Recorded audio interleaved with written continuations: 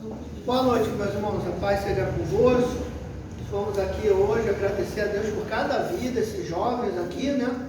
Eu sempre falo que estão temente a Deus, ouvindo a palavra, né?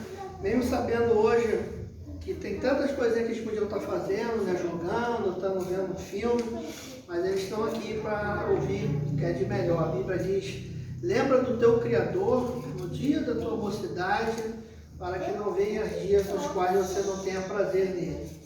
Nós pregamos uma palavra para ela amanhã, eu coloquei no grupo, né? Depois eu até perguntar se você me dá autorização. A gente tem um grupo de estudo que a gente repassa a programação da igreja, né? E nós falamos sobre o tema Deus da Verdade. Então, se você não viu e quiser depois, as palavras têm um tempo de no máximo 30 minutos, para não ficar muito grande, né? As pessoas se cansarem. Apesar de ser a palavra de Deus, a gente tem que se adaptar aos padrões, né? Hoje, de layout, de tempo.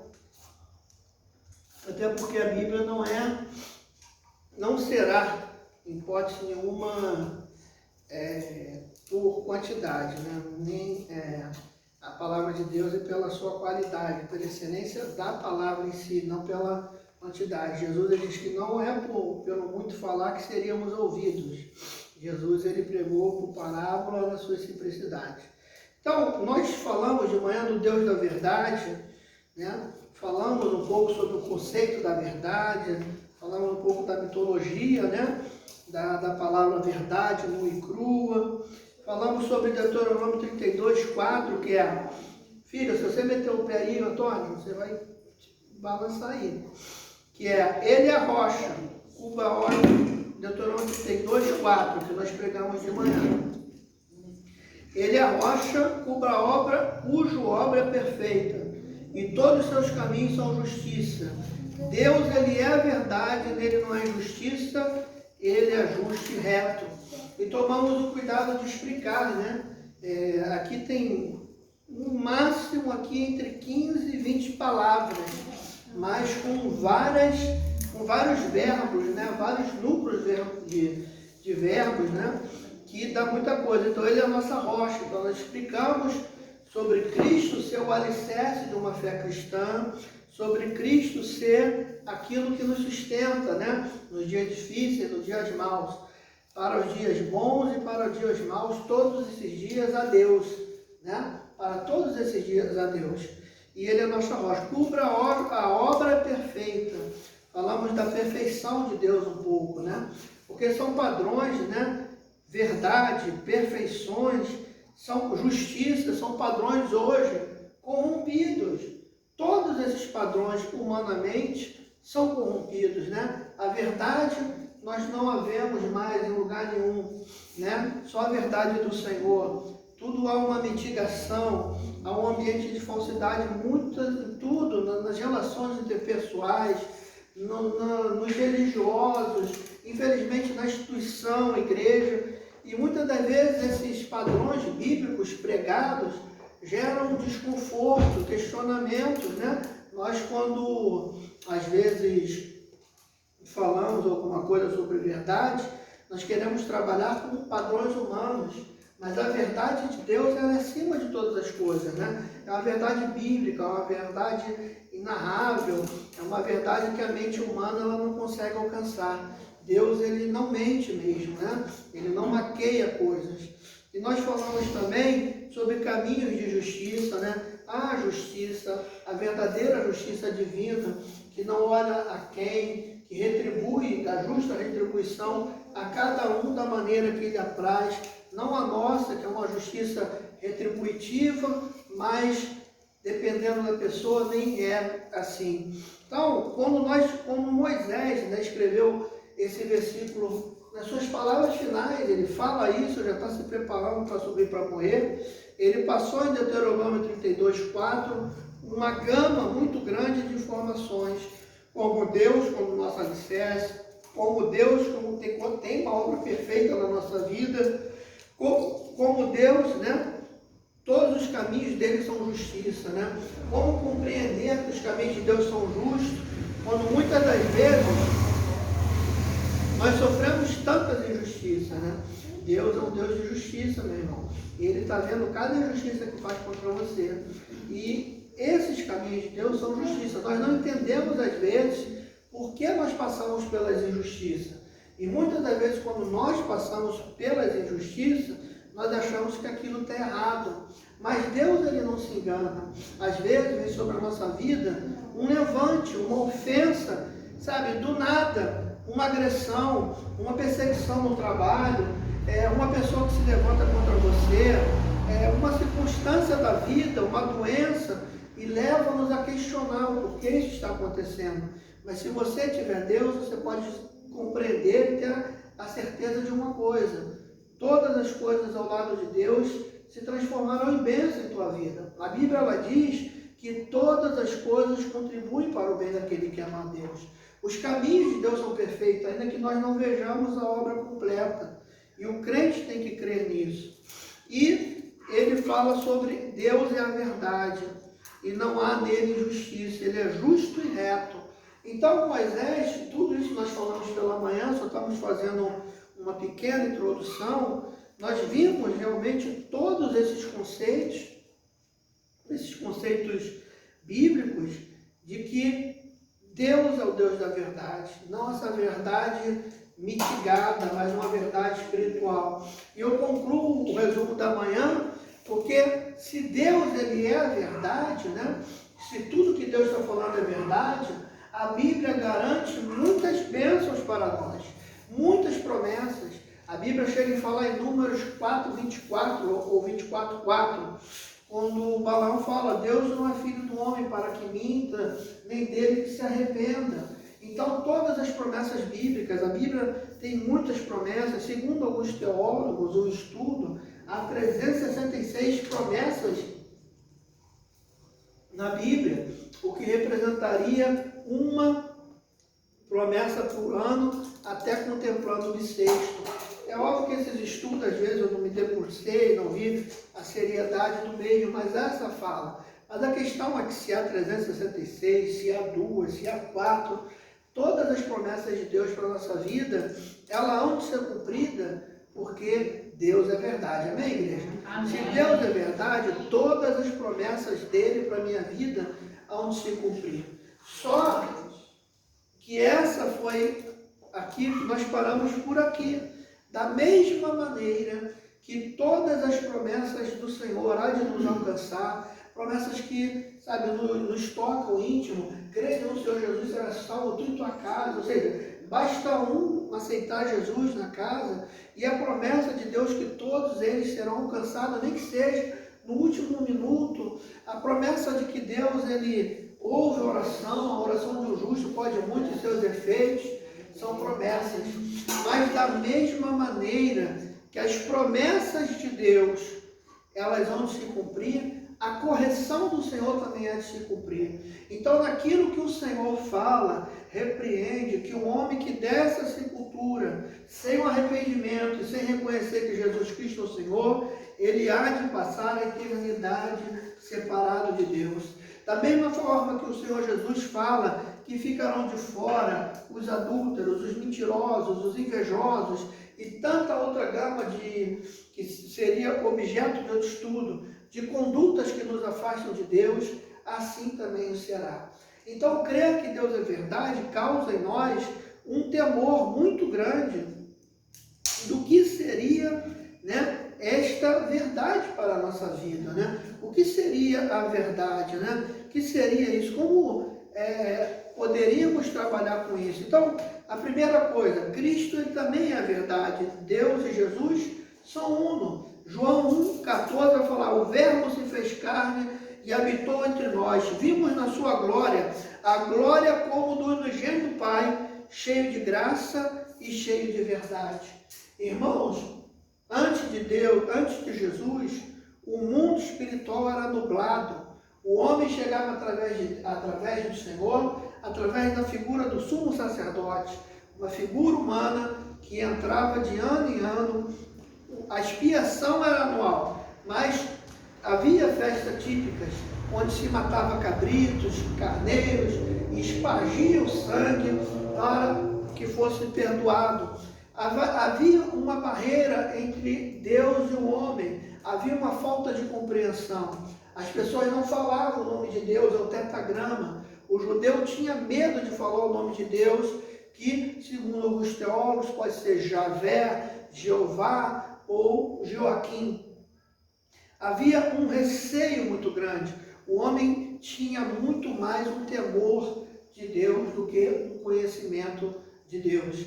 E ali, quando o ser humano, o sacerdote, espargia o pecado, ele entrava no lugar com uma cordinha amarrada no pé, e se ele tivesse pecado, ele morria fulminado no Santo dos Santos. E ali era um homem obscuro, sem ter uma direção de Deus. A Bíblia vai falar que Jesus não revela mais Deus como o grande Jeová, como o terrível Deus, mas ele usa uma expressão grego que significa Abba Pai, que significa paizinho. Jesus traz para nós a revelação de Deus como Pai.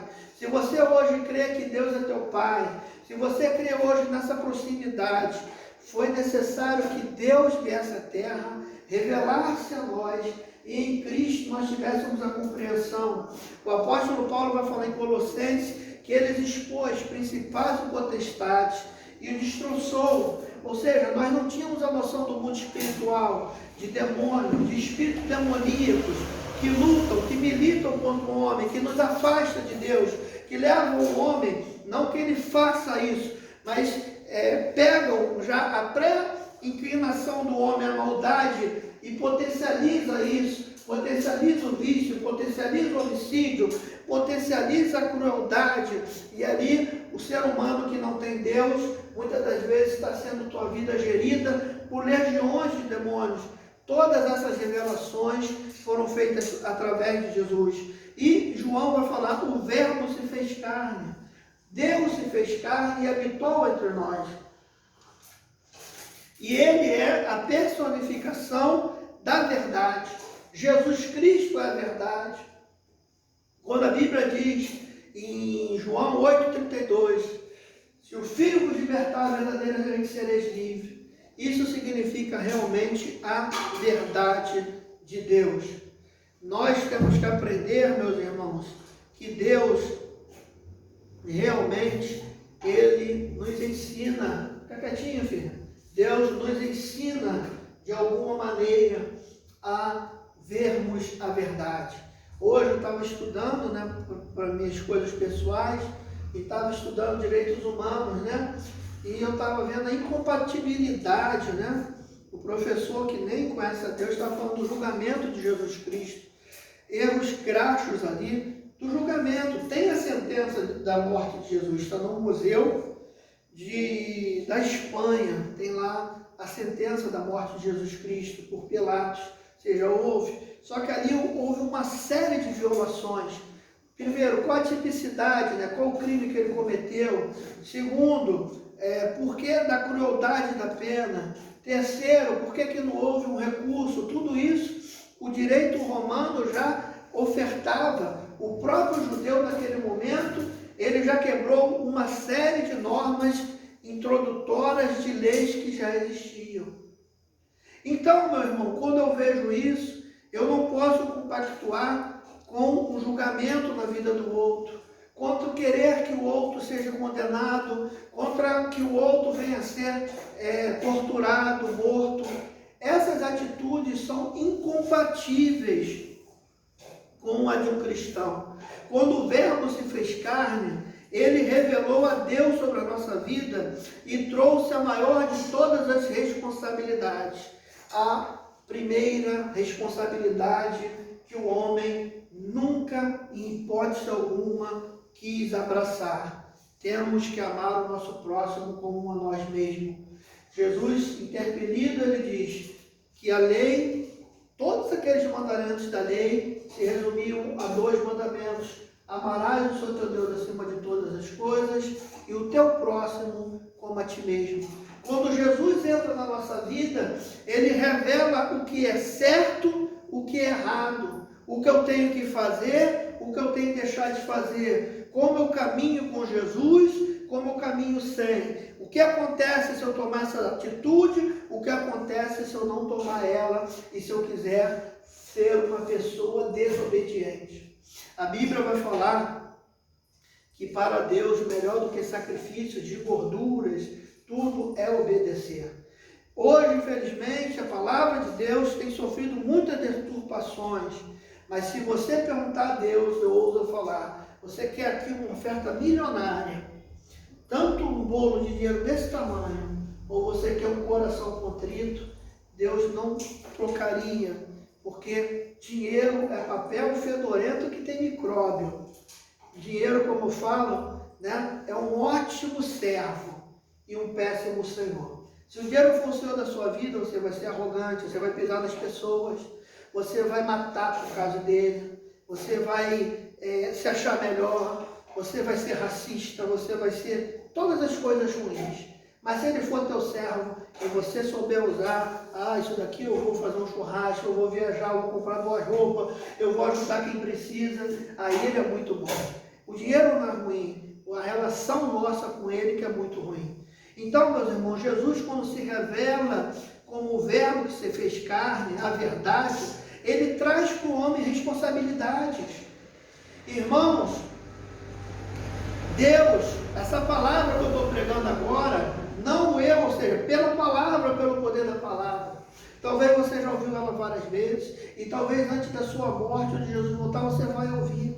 Mas Deus não fará nada que toque no seu livre-arbítrio. Você pode estar no banco da igreja e estar saindo daqui para matar uma pessoa, Deus não vai interferir. Se acabou de ouvir do amor de Deus, da bondade de Deus, sai daqui, vai lá e adultera, sai daqui, vai lá e mata, sai daqui, vai lá e destrói uma vida, sai daqui e comete tantos outros pecados. Porque Deus, Ele é um Deus que respeita o ser humano muito mais do que nós nos respeitamos. Um filho, você vai para a igreja, você vai, Deus não faz isso conosco. O convite de Deus é um convite aberto, porque Deus não quer convite para vir na igreja, Deus quer um convite para que Ele faça morada na sua vida e você seja templo do Espírito Santo. Jesus, quando se revela o verbo, Ele traz para o homem responsabilidades. Responsabilidades essas que não tem como nós tirarmos. Naquele dia, muitas pessoas, isso foi falado de manhã, chegarão dele, Senhor, mas em teu nome curei enfermo. Eu era pastor da Igreja Batista Alfiômeno. Imagine pela fé, está aqui há 10 anos, a igreja com 1000 membros, com 4, 5, eu era. Se você não for um servo e tal, obediência a Deus, de nada valeria para o Senhor. O convite da salvação de uma vida íntegra com Deus, ele traz responsabilidade. Ao que muito é dado, muito é cobrado.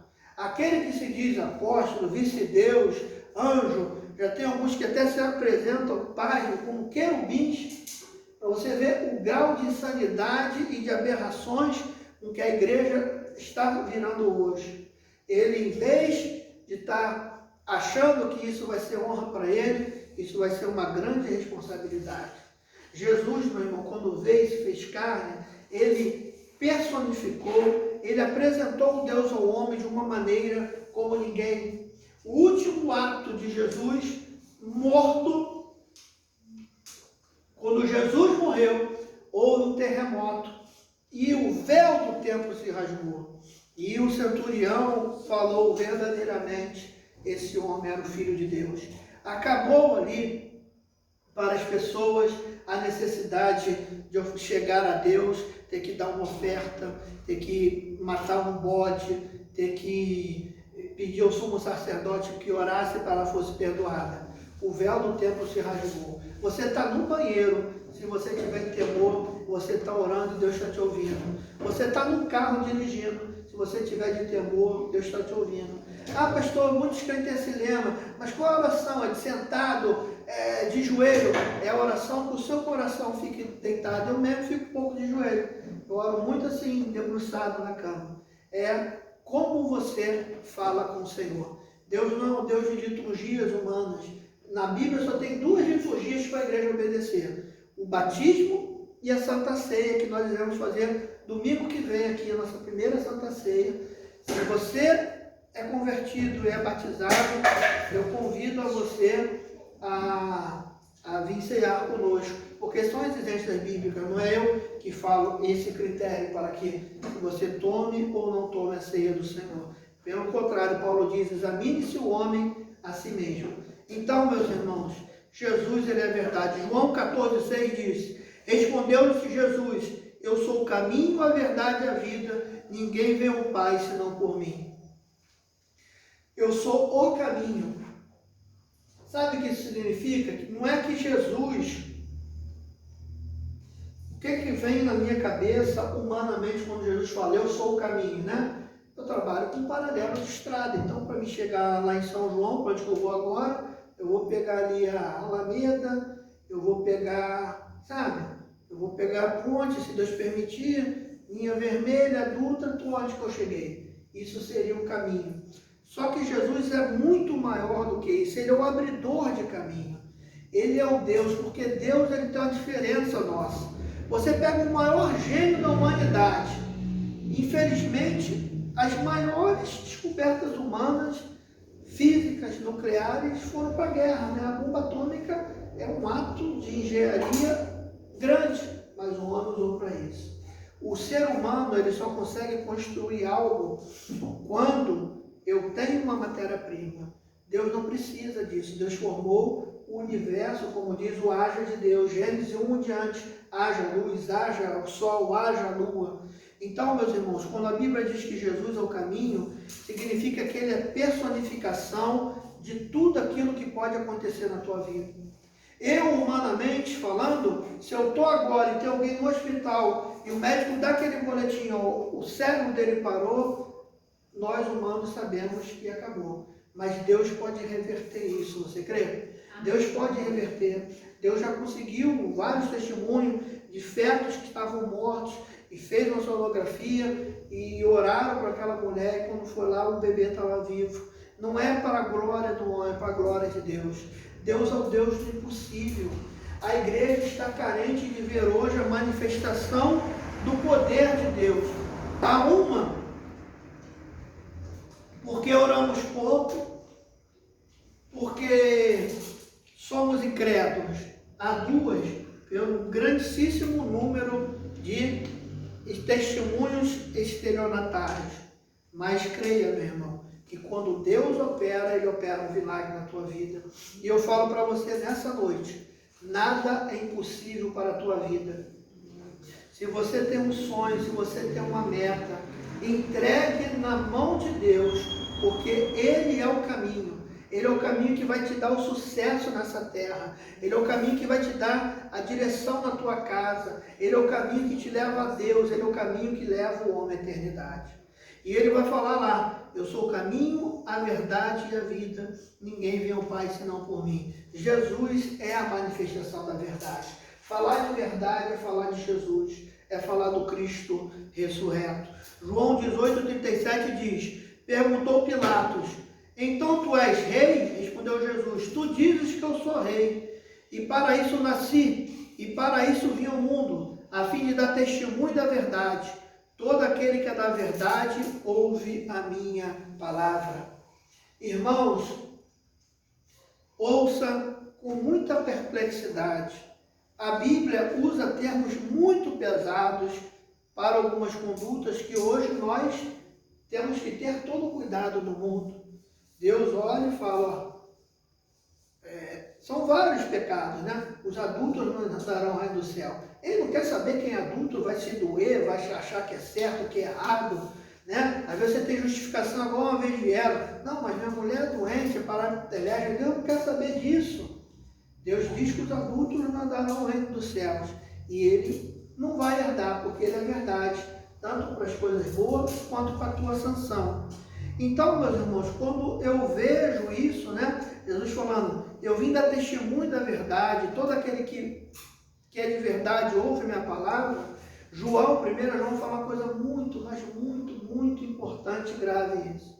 Havia muitos desviados, e João vai falar, eles não vieram de nós, porque se viessem de nós, não teria se desviado. Irmão, existe desviado da igreja, existe desviado de religião. mas se afastar de Jesus somente aquele que não é da verdade para ouvir da verdade. Porque o que nos une a Deus não é humano.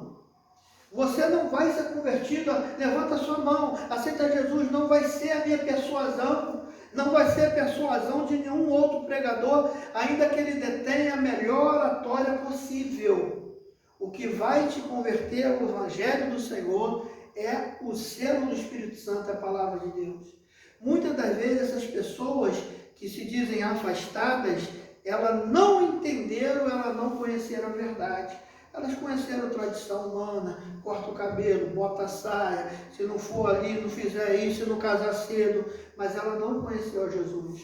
Porque quando você conhece Jesus, é impossível você se afastar. Porque Jesus é maravilhoso, amém, irmão? Jesus não mente, Jesus muda a vida. Jesus não é um sistema religioso. Eu nunca vi ninguém decepcionado com Jesus. Você é decepcionado com um padre, com um sacerdote, com um pastor, com um presbítero, com os sacerdotes humanos, com as instituições, com os costumes que todas as igrejas têm, mas ninguém foi decepcionado ou enganado por Jesus.